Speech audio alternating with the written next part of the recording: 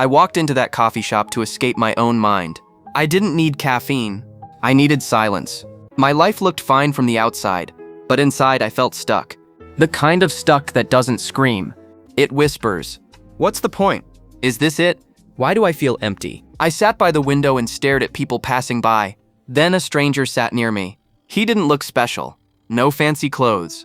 No loud energy. But in the next 20 minutes, he changed how I see my life. And he did it with one simple idea. This is not a story about magic. It's a story about timing. You will hear 3 turning points. 3 small moments that hit like big truths. I will also break down the psychology behind it. Why we feel stuck. Why we chase the wrong things. And how one sentence can shift your whole outlook. At the end, I'll give you a simple plan. You can use it today. If you feel lost, tired, or numb, stay with me. I just moved. I found a small coffee shop on a quiet street. Soft music played. The smell of coffee filled the air. People talked in low voices. I ordered a drink and sat near the window. I tried to relax, but my mind kept running.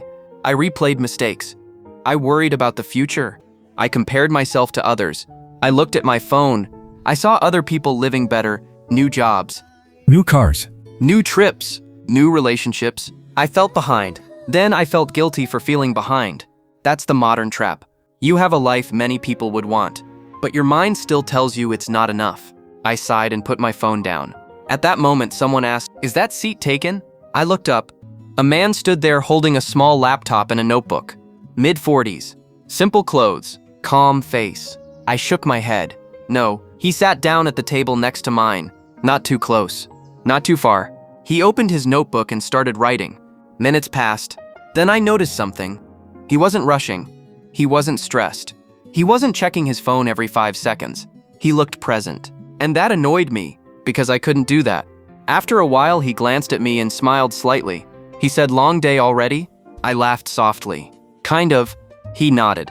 Then he said something that became turning point 1.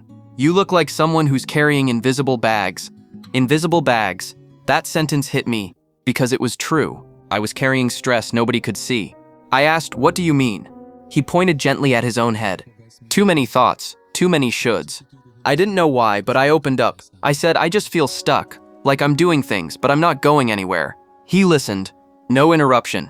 No advice yet. Then he said, "That feeling is not a sign that you're failing." He paused. "It's a sign you're awake. They live for someday. Someday I'll be happy. Someday I'll relax.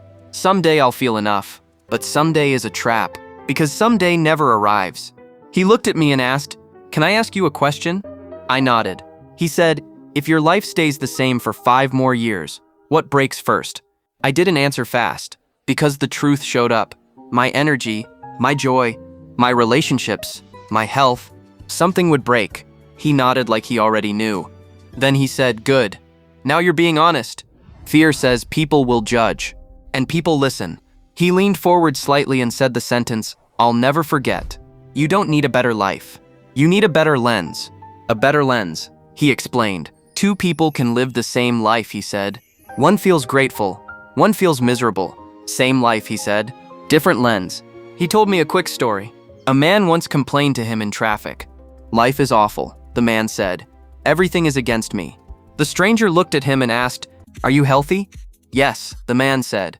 "Can you walk?" he asked. "Yes." "Can you see?" he asked. "Yes." "Then you're not living an awful life," he said. "You're looking at life through an awful lens." That was turning point tumthur pre. It didn't erase my problems, but it changed my position. I stopped feeling trapped inside my mind. I felt like I had options again. The stranger wasn't telling me to fake happiness. He was telling me to shift focus. From what's missing to what's meaningful. From constant comparison to quiet progress. From living in my head to living in my actions. Then he added one more detail that made it real.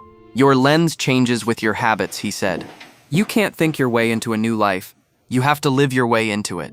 That line stuck, because I had been trying to think my way out of stuckness, and it wasn't working. This drains energy. It makes life feel heavier than it is. Problem 2. Meaning hunger. You do things, but they don't feel connected to purpose. So your mind starts asking, what's the point? The stranger gave me 2 tools. 1. Separate yourself from your thoughts. 2. Change your lens by changing habits. That's powerful because it creates action, and action creates hope. Practical plan. Change your lens in 7 days. If you want a new outlook, use this simple plan. Step 1. Start each morning with lens time, 2 minutes. Ask, what matters today? What is one thing I can appreciate? What is one thing I can improve? Write one line for each. Step 2. Stop obeying every thought. When fear shows up, say, that's a thought, not a command. Then do a small action anyway. Step 3. Cut one comparison trigger.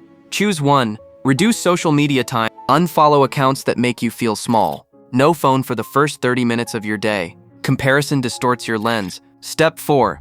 Add one meaning action daily. Meaning is built, not found.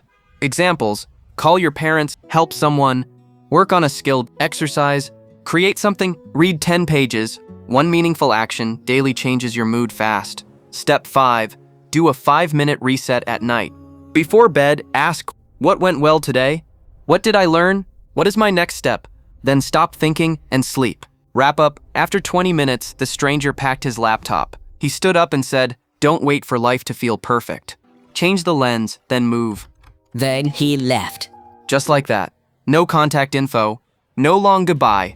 I sat there for a moment and watched the door. The coffee shop was the same. The street outside was the same. But my outlook felt different. Not because my life changed, but because my lens did. And I still remember his words.